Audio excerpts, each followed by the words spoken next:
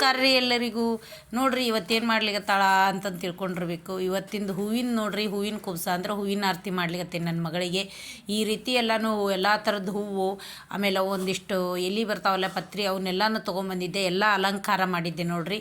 ಮಾಡಿ ಅವಳಿಗೆ ಎಲ್ಲ ಸ್ವೀಟ್ಸು ಸ್ವಲ್ಪ ಖಾರದ್ದು ಎಲ್ಲನೂ ಇಟ್ಟು ಅವಳಿಗೆ ಆರತಿಯನ್ನು ಮಾಡಿತ್ತು ನೋಡ್ರಿ.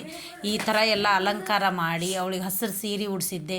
ನಾನು ಹಸಿರದು ಸೀರೆನೂ ನಾನು ಅದೇ ಕಲರಿಂದ ಉಟ್ಕೊಳ್ಳೋಣ ಅಂತಂದು ಹೇಳಿ, ಎಲೆ ಎಲ್ಲ ಇತ್ತು ಅಂತಂದು ಅದೇ ಕಲರ್ ಸೀರೆ ಉಟ್ಕೊಂಡಿದ್ದೆ. ಮಾಡ್ಲಿಕ್ಕತ್ತೇವೆ ನೋಡ್ರಿ ಅವನ್ನ.